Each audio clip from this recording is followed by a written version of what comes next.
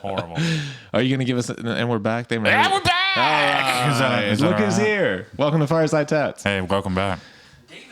David's back. You know, it's funny because I was just thinking that whenever David said he was going to make it tonight, I was like, oh, people are going to not know what to think. But it hasn't been as long for the viewers as it has been for us, because in between the Atlanta series and the Nashville Ink and Iron series, we put out an episode that you and I did together. Well, I appreciate it. So for them, it's only been a few weeks. But for us in real life, it's been millennia. It was before Atlanta. It's got to be like, God, I don't know, July?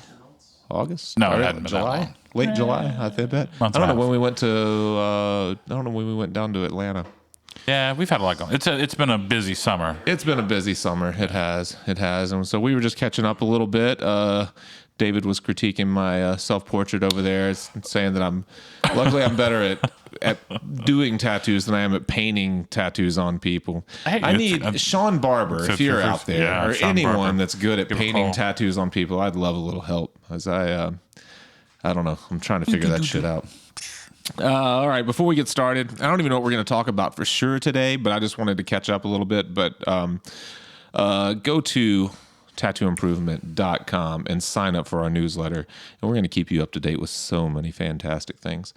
I mean, really, really good stuff. So good. So when you see the list of things, you'll be like, what? You're going to unsubscribe from every other email. I've got so little time. I need these emails all day, all night. I've got to get them. Yeah. Absorb. I'm going to stop paying my bills through online services because I don't want that shit getting in the way of my Fireside emails. It's only getting in the way. Yeah. Pay your bills, but only the ones you absolutely need. Yeah. Like you don't need, you need your internet bill. Internet bill, course, obviously. But yeah, cell phone, internet, whatever makes it easier to check your Fireside email. And that's really it. I mean, So I act like we haven't seen each other, but we work together, so we have seen each other. And so I know kind of what you've been doing. You have been apprenticing our new buddy Jimmy Tight Pants. Jimmy Tight Pants. I'm a cat lady, I think is his online persona. He loves some cats. Has cat apparel. Yeah, it's amazing. And pizza tattoos. I mean, he loves pizza, but that's a as soon as you see him, you'll know that. You'll just be like, whoa, that guy loves pizza. That's not true. He's not a very big guy at all. He'll have a slice of pizza in his hand. Oh, so okay. you'll know. He's he doesn't look like he eats pizza all the time, but you've been getting to the shop early. You've been watching him tattoo. You've been helping him with his drawings. Right. He has tattooed so many disgusting pig skins that I can barely look at him. I know people come in the room and we've been working on it for a while, and so hours and hours in, you kind of forget what it smells like. But sometimes when people come in, you've frozen and unfrozen pigskin. Right. At various temperatures for at least 6 hours plus. With you guys both like pressing on them, showing where he could make this change, pressing do this better, cleaning and the fat squishing out from the sides. That's a whole other discussion. Nobody wants to hear that. Oh, God. But he's been doing a good job. We'll get to that, I'm sure. Yeah, right? he has. Unless we're getting to that. No, that's what I was going to ask. Like, what have you? I mean, I should. Not like it's been a long time. You've basically had 3 apprentices in a row now. Over the last 4 or 5 years. 6 years. 6 years. That's what. So it's been a pretty steady stream. But what's he struggling with right now? What's he doing well? What's he not doing well? That's actually that's pretty. It's one of those things that he has when he first got back into it. It's just getting into this stream of like drawing, trying to get enough drawing out of him that you get into the rhythm, so that you know what you're up for, when you start actually working on people. So in your own life, if you're not drawing every day, it's one of those, you now have to make time every day for drawing. And that's what he's had to do. Make time every day for drawing, at least a couple hours every day, because if you let it go too long, you can't catch up. One of the things we've done is, of course, trying to get him to work on his own sets of flash, and at just right now, just a line level. And then once a week, having a color example of a tattoo So a full color example to actually work on the skin. And so You eased him back into color. You had him just drawing in. No, first we still, his flash sheets are still in just linear form right now, and we've been a couple months in, but I think we're about to get to that point where they'll start to maybe get some color into him. The shading. How far in he's is done, he right now? Well, When did he I would say, start? when we 6 months, less than that, 3 months. Okay, less than 3 months is what I would guess. I mean, he may have come up to the shop before that, but as far as like actually hands-on working on something, probably less than 3 months. 3 months maybe. Okay. And so at this point, usually it's one of those, you start making decisions whether he can actually work on people. And I still think, well, he's probably got, I think maybe even the last time I was here, it's like, he's got like 30 days. But we've had some ins and outs. We've had a lot of stuff up at the shop and stuff. And I think he's probably really close to it, but he's some of the pieces that we've picked up, he's had to work on over periods. It's one of those things like this week, we worked Tuesday, we worked Thursday, and then I worked on a friend on Sunday. So he came up and worked on Sunday and actually got a good at least 3 or 4 hours in of tattooing, which makes a big difference. So during actual shop hours, it's hard for him to actually work or get, really hands-on experience. It's all watching, he has learning. been really good about walking around and asking questions. He's been probably the best one we've had so far about that. Well, this is one of the things that I do, because I don't get to get up myself and get to go into other rooms, and so I make him actually tell me what y'all are doing in the other rooms and why are you doing it, what is he working on next, what part of that process he's working on. Good idea. So it's a mental reminder. Okay, this is a process, and you have to keep that process in mind. And so it also makes him work the room, which it's that fine explains with me. why he comes back around so often and asks new questions. Exactly. Because he's asking what you've... Not just that, but it's like, I'm not going, go ask, Yeah, no, I know that. But I want to know what's going on, what he's learning from each room, because if he's gone for more than say an hour, 45 minutes or something like that, I hope he's learning something, because I can't get up and go in the other room and see, of course. So it is it's a drill, it's a mental drill, it's to keep him sharp and it's to keep me informed to a certain extent, Yeah. But I think for him, I think it helps. I think it's a mental check to be actually watching what they're doing, what the process is, what they're doing at a certain point, even if it's just the line work, the shading, putting a stencil on, cleaning the area, helping them clean up if something happens, getting a supply so he knows where they are on his own before that ever happens. He knows also how to work out of my station, how to work out of Vanessa's station, because over this weekend she was gone to Disneyland, he used her station for a minute or two, right. And so I think that's helpful, just to be able to like set up in another station out of your norm, pick needles, put stuff up. Of course, we've had our ups and downs. It's one of those things. This last tattoo that he just did on pigskin, I had to leave for a minute, just for maybe about an hour with Angela to run some errands and stuff. And so I was like, okay, I'm gonna leave it up to you. You're gonna be here. You're gonna do this on your own. I'm not gonna be here looking over your shoulder. And of course, he worked for about an hour and a half. When I came back, and he had a needle in upside down, which is at first he was like, I just couldn't get a bead on the needle. I was like, well, okay, we'll bead on the needle. Let's see if I can, go down my checklist. Sometimes there's a blob of solder. And that's what I thought. thought. And that's what I thought. That's exactly what I thought. Maybe it's a blob of solder. Maybe it's maybe he got too big, too small of a tube for the needle he's got. Maybe it's too far out of the end of the tube. Maybe it's it could be a number of things, right. But not upside down. But that's what exactly. After I used it 2 or 3 times, it's like, wow, I can't get a bead either. So then I was like thinking, maybe because it is pig skin, pork skin, there's some pieces that once they're butchered, once you get into, they get little frayed pieces that can get stuck in the needle. So it wasn't obvious that it was sitting high in the tube? Well, I didn't look down in there first. Like I said, I looked at the needle, I looked at the end of the needle, I looked at the length of the needle, and the tube itself, I looked on the back side of the tube. You don't expect anyone. But within a minute and a half, 2 minutes, I figured out it's like, the needle's in upside down. But of course, he had worked for an hour, maybe more. I saw that piece, and it was text. It was also line based. Exactly. And so that's one of those things that it's like, as a mental reminder, and that's why, we do have a kind of mental checklist. It's like, if any of those things goes wrong, the next thing you do is you pitch the needle and you just go get a new one. It's so cheap. It's an easy answer. Just because first, if the tube's not doing it, maybe it's the needle. So that's an easy solution. It's a $2-3 solution, but it's an easy solution. Yeah. And so he didn't think of that after even 15 minutes of working. And he was saying, like, man, I was having to go so slow. And then I was like, it made no sense. The second we flipped the needle, of course it worked fine. Yeah. But as a beginner, you think of so many little things. It's the easy things, small things, the little things. We've talked so many times, and I remember talking a lot with Sarah about it, that anytime something went wrong with the machine or with the tattoo in any way, younger artists just assume that it's something they're doing wrong, and they just start to battle against it instead of stopping, using a little common sense and going, okay, let me break this thing down. Let me throw that needle out. Let me replace the tube. And he, I didn't ask him if he had tried to tune anything or do other stuff or work with the tip or work with the contact or work with the spring or any of that. But after an hour, you would think that you would. So we're over that. We started over, and it's like, of course, sometimes you just have to watch, make sure you're there, make sure. Well, you mentioned kind of in passing a second ago, but one thing that's unique about his apprenticeship is that we do not have a kind of a permanent station for him right now, and he's working another job while he's doing this. So it's kind of almost a part-time apprenticeship, which is really, really tough when you're not at the shop all the time and tattooing and drawing. Oh, he is drawing regularly, but when you're not tattooing 4 or 5 days a week, especially when you've never done it before, it's so important just for the muscle memory.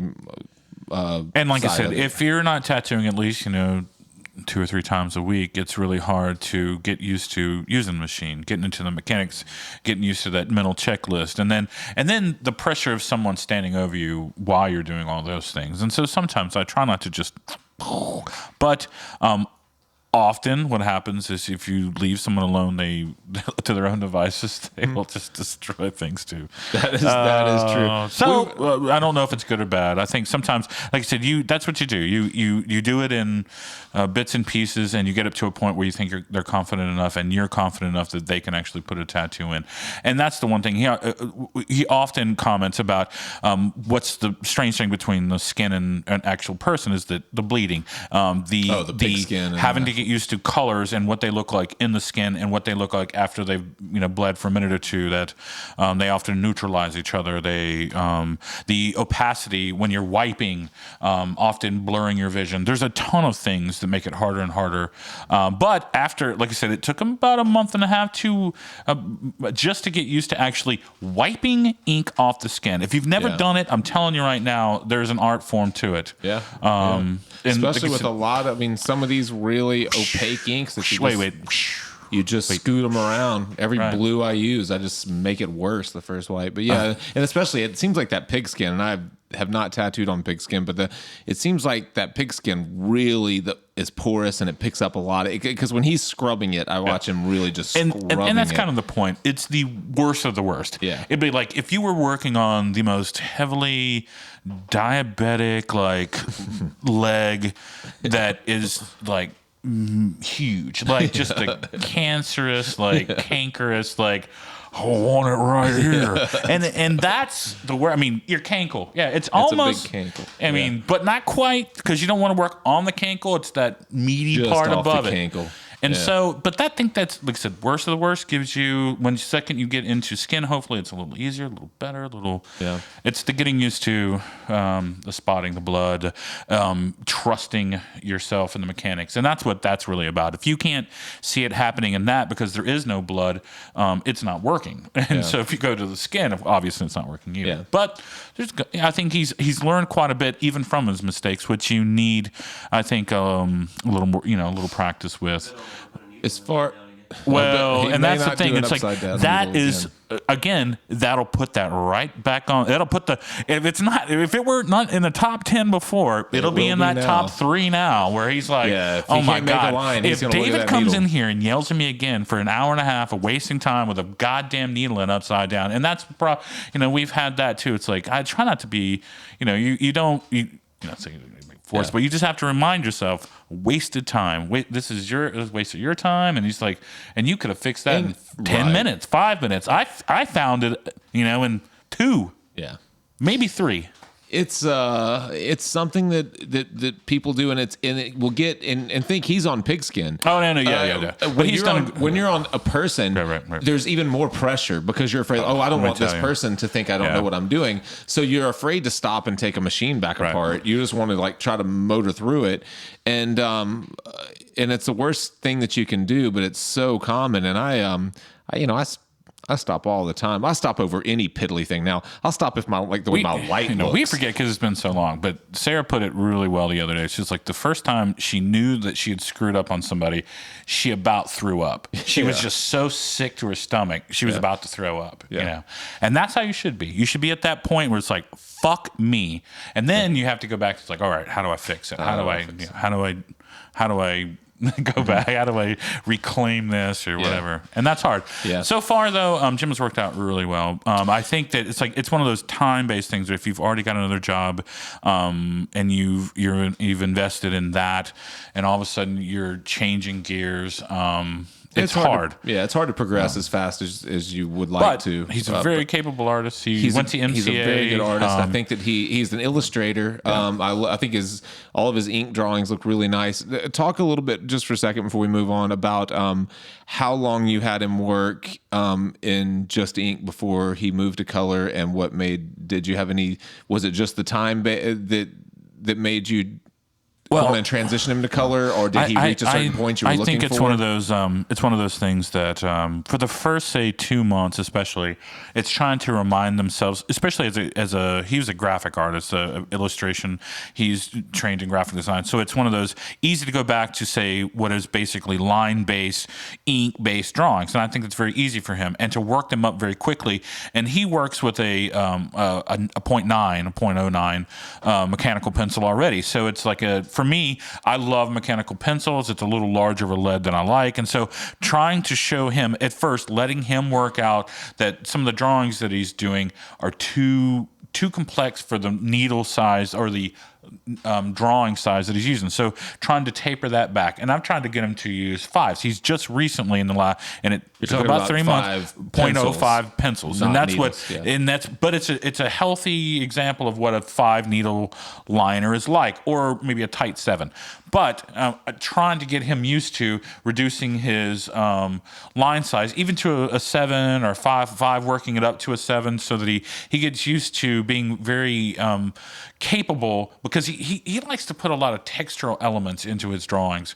And with linear form, with lines. And so if you're going to put those in and then try to go back, and it's getting him used to using it and at different sizes to show him what a needle does at different sizes. So he's already tightened his drawings up to getting them cleaner and cleaner, and that's taken about 3 months. And so I think like I said, he's just now getting to where his drawings really mimic what he's capable of tattooing, instead of often you draw a lot of things into it, and then when you start tattooing it, you see that it just destroys, because it's so many black linear elements, and you're not capable of putting in a lot of gray wash lines and other stuff. So he has tempered his drawings to now really be, I think, fully capable of what he can tattoo, and that's nice.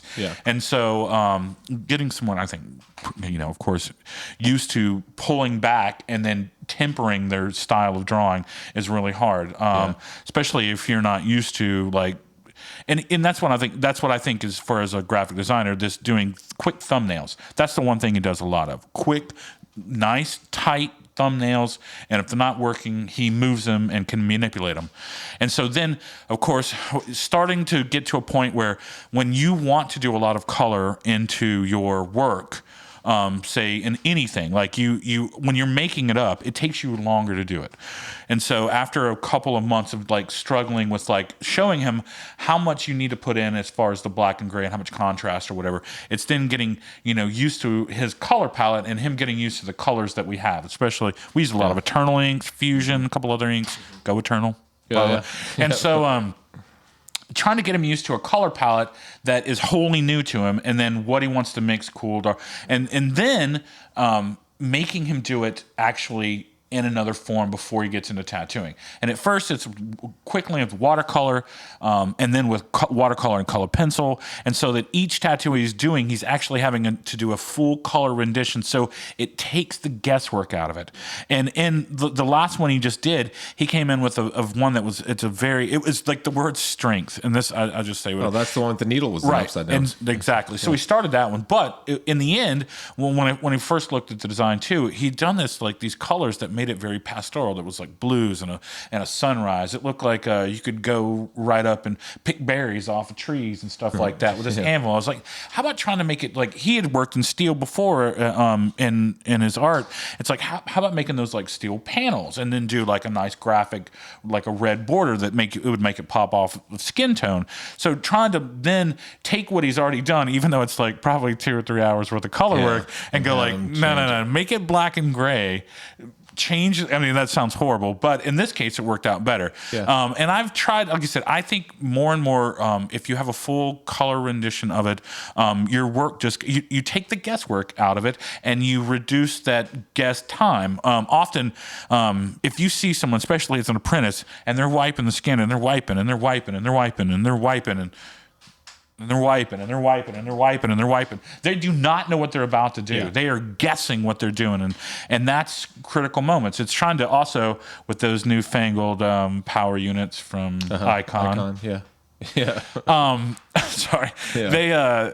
It's getting used to showing him how much actual time that he's putting into it. You're sitting in a chair, you're mixing inks, you're doing things. How much actual tattoo time are you putting into it? And trying to get him used to that too. It's like there should be a translation for how much time you're putting into these pieces, and they shouldn't be 6 hours, if they're this big. And he's getting used to that too. So it's one, getting used to how much time you think you're putting into it, showing him how much time he's putting into it, and then reducing that time by showing them, if you just do color examples, you do color renditions of these pieces that you love so much, it makes it easier for you, and you go faster. And we're not, again, we're not trying to just go faster, but in pigskin, of course, it's like with limited time working on it, you try to get as much as you can in each session. So, at a minimum of 9 hours, probably a week, hopefully it builds up. There's no doubt with new tattooers, especially, and for some people permanently, to have a very solid color study, a very solid plan for their tattoo before they start it. And I know a lot of seasoned artists have videos, and we even have some out where I'm hand drawing stuff on with markers and making decisions on the fly. And some people are successful doing that. Some people will never be successful doing that. If you're a brand new artist, there's no reason in the world to attempt it, because like you're saying, you're going to spend 3 times as long on a tattoo, and it won't be as good because there's just no way you're going to make the best decisions, because there are outside pressures on you outside of just making artistic decisions. Yeah, I'll take an example. Is like one of the pieces that he did. It was this like astronaut in space, and all of a sudden he wanted to do a background to it, which is like a whole a field of color and stuff, and that's a lot of work. And it was a big field of color. And so again, I was like, okay, you want to do this?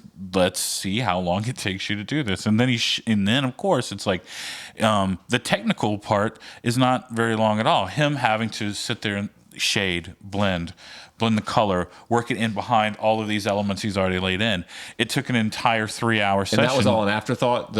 All of that was an afterthought, but it was a good afterthought just to show him. It's like, okay, when you start to improvise again, it makes it a lot harder. And he had done a color study, but again, having to draw it in and then making it even bigger than it was on his color study. It's good. I think it's good learning. It's often you bite off a lot and then you have to sit there and let him chew. Just let whoever it is chew for a while and get that idea. It's like, wow, why the hell did I do all this and it makes it again, it'll help them in the long run make that design better and better. And even if it does become big, and it gives them an idea of how long it really takes. So you're not telling someone, oh, I can just whip this out in a couple hours. It's like, for you now, you know how long that takes, and you can't misrepresent it. You should just tell them how long it's going to take, and that's fine. There's pick no other way to learn that. Right, you'll no pick up speed, but again, having that time, like I said, this week again, he came up there for 3 hours one day, 3 hours another day, and then 6 hours this week. That was probably a good 12 hours that he put in, besides just watching. And that's a lot of work, you know. I mean, I've been real, you know, I think anyone can put more in, but it's one of those, he's been doing a great job. Yeah. And so when's he going to tattoo someone?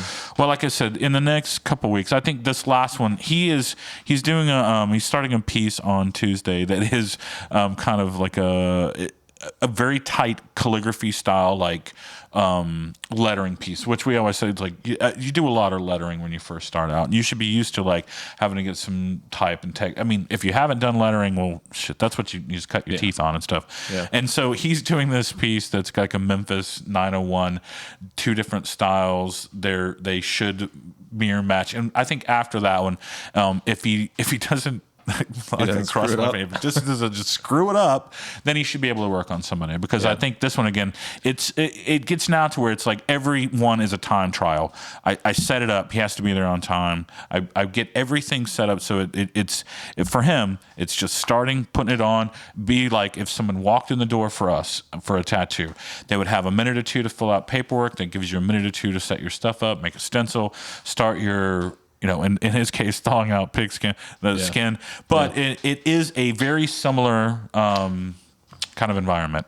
I've even turned music on, and like I said, this is the worst part, and that's not the worst part, but he's a very quiet person. He really does try to concentrate while he's working, and of course I have to try to, like, that's not what you get. You don't get a perfect environment. You don't get to put your headphones on, and I don't mean anybody else that does that, but when you first start off, it's going to be like, what is that? What color is that? What are you doing now? Yeah. Where are you going to put that at? You know, like, can you hold the skin a little tighter? Can you hold that down? You know, like just kind of just like get him out of his zone. You know, like, hey, can you? And it's sometimes we're like, what are you going to? I think he hates it sometimes, but it's like that's important, because you're never going to be in that environment. There are some people that put themselves in that environment often, by wearing headphones. It's like at first too. It's like stand personally. I would let him like turn the skin like completely upside down, just so he got, you know, get used to putting a needle in. If you can't move yourself, move the person. But then now it's like he can't move it more than say 20 or 30 degrees. He really has to move himself to put the work in. And again, that gets you used to working on a person in a small space, an environment or whatever. And I think slowly but surely I think he's doing great work. The bit that I see, just a couple of days of work, I work a couple of days a week. I love his drawings. The tattoos, he's very honest. I come in at the very end when he's working, because we're right when the shop's opening, so I don't watch the process a lot. But then he always comes around to look and see what I'm doing, and I always ask him how he felt about his tattoo that day. And he's very honest. Some days he's like, man, I really thought that worked easily, and some days he's like, man, I fought that all the way through. I didn't. This never worked for me, or that never worked. And so he's still at a point where, you know, you feel like one day you have it, and the next day you don't know anything, and that goes on for quite a while. Yeah, and I think it's in response to so many different things. Some drawings are so fluid and so fun that they make themselves very easy for you, and then some are so technical and so tight, and you may not even think that they are. You wouldn't think that it's like, a paddle boat with the sunrise and stuff like that. But put that technical in skin, right? Again. Boat drinks. Boat drinks. I want to. We've spent enough time on Jimmy Tight Pants. I'm a cat lady. We're going to talk about Cooper Young. Cooper Young Festival. Cooper Young. I didn't make it. It looked like it was crazy. So there were so many people there. If y'all didn't notice, that I got a little tan. Oh, did you walk through it some? Yeah. Oh yeah. It looked crazy in the paper. I didn't see it. It was great. I do want to, just for a minute, I'm sure we're probably running kind of long. We're at 30 minutes already. But I do want to talk for a minute about, I should have researched and on what episode this was, but we did an episode based on, that was about home tattooers. What, was I here? Oh yeah, you were here. You got bashed just like me. Sweet. But, I'm allowed to get bashed. Whatever. No, you didn't really get bashed. I feel like I got bashed more than you did. But yeah. Why is that? Well, I don't know. One guy took offense for sure. Took offense. Oh, wait a minute. We talked about this. So basically, what the episode.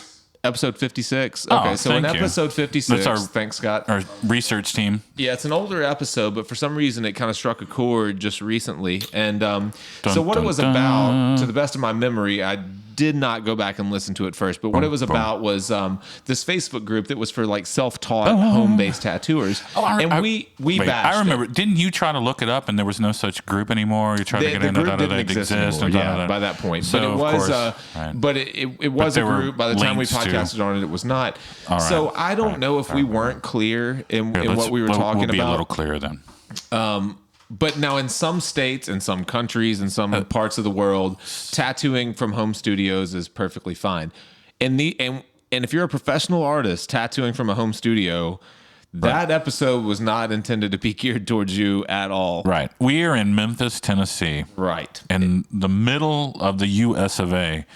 And in this state, dirty South. Dirty. And in this state and in many other states, you have to be a licensed tattooist to be in a shop, period. And you often have the health department come and inspect your shop. Those shops can't be run from your home. Those shops cannot be run from your home. There is a strict rule between commercial and residential.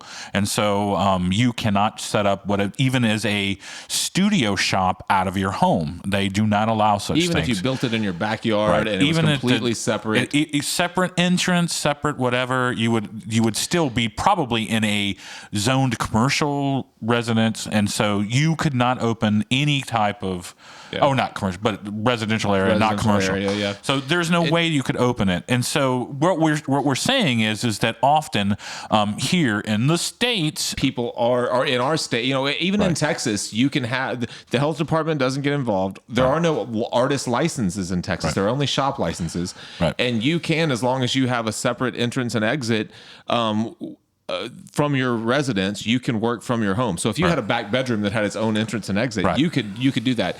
And that some of the best artists in the world are doing that. I know for sure that Nick Baxter has a home studio, and I so don't we're think I definitely thought not- that, especially in New York, they were often zoned before when there was basically no tattooing for 40 or 50 years.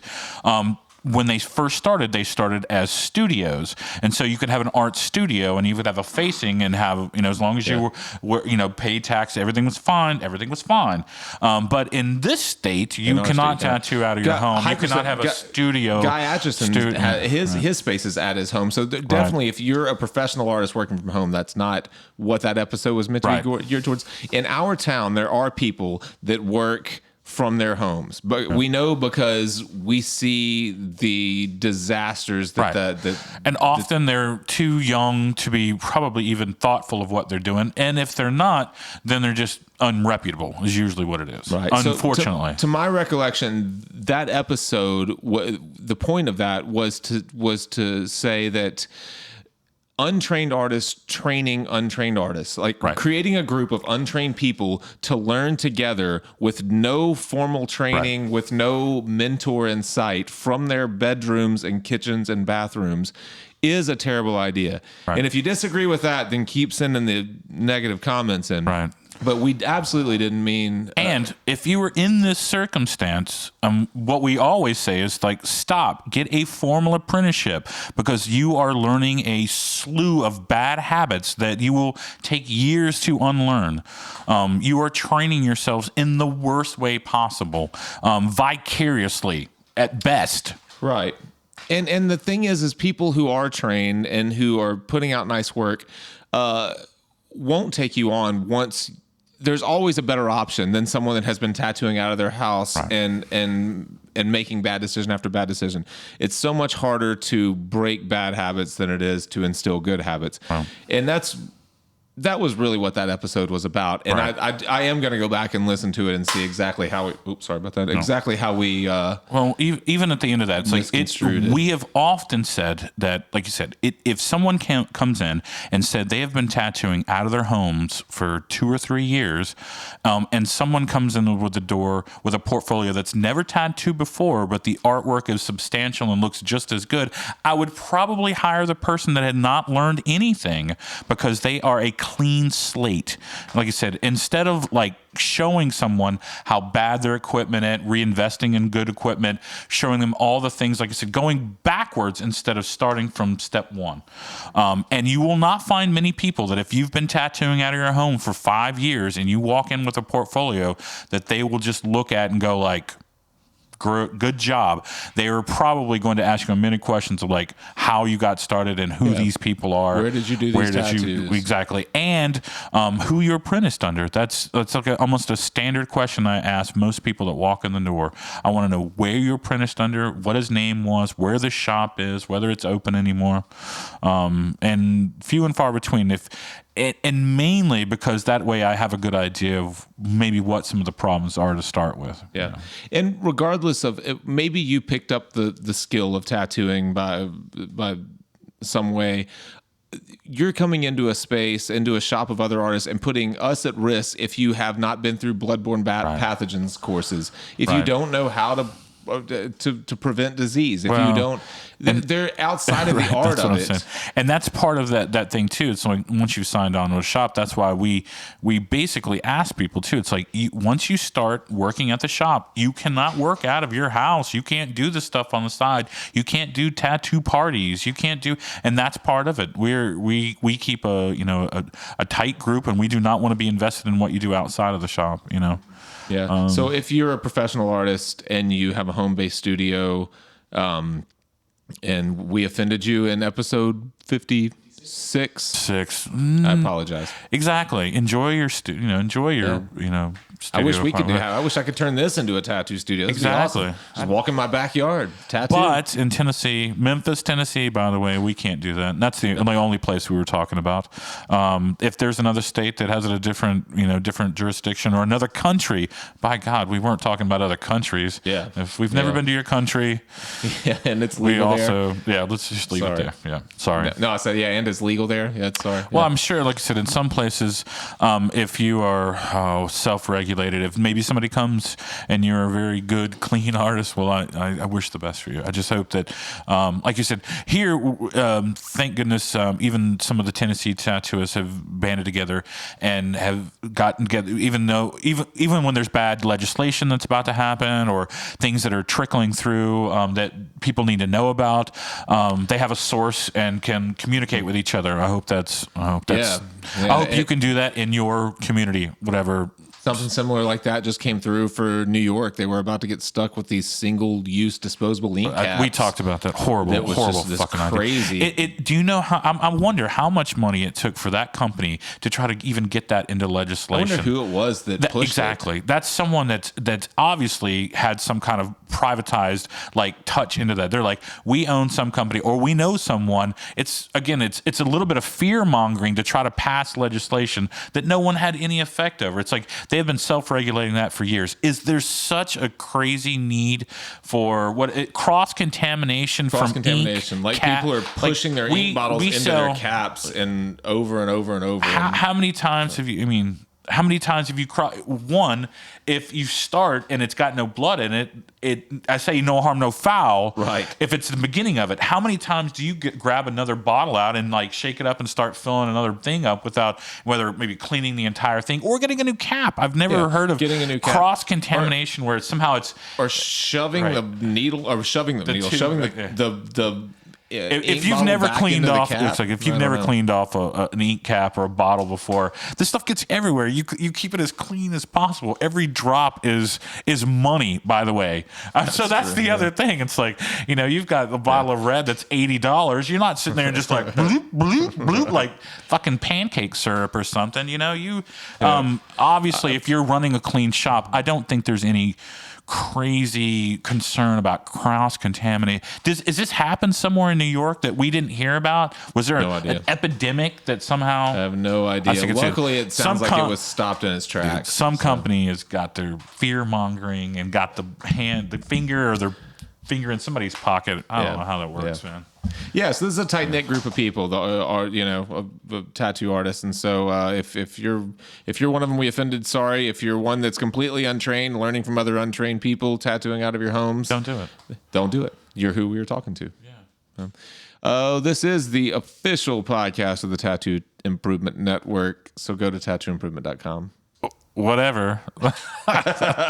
It's also the official site of, I don't know. probably beer and debauchery too. Beer. Yeah, that's true. That's true. We talk. I mean, also NFL started. Nobody's talking about that. Y'all are crazy. No, some of the shittiest fucking games I've seen. I know in Sean's years. What the fuck? 49ers How got much beat money up have y'all pretty lost bad. already? I'm sure your fantasy leagues are all fucked. Yeah, probably so. Special teams, wake the fuck up. That's all I have to say. Yeah. Are we done? Is that? I did watch the Tigers Bowling Green. I thought that was a great game. What a great game, man! Go Memphis Tigers. Tigers are killing it right now, and they could have the entire Sports Center top 10 could have been made out of that game. From one, it was. Oh, it was so good. It was so good. Thank you guys. Follow us on Facebook at Fireside Tats. I am at Plug Ugly Art on Instagram. We have at Tattoo Improvement on Instagram. David Evans has a paper portfolio at Underground Art. You can go to Underground Art at 2287 Young Avenue and open his book and look at it. Come on by. Thank you. Have a good night. Thanks, you guys.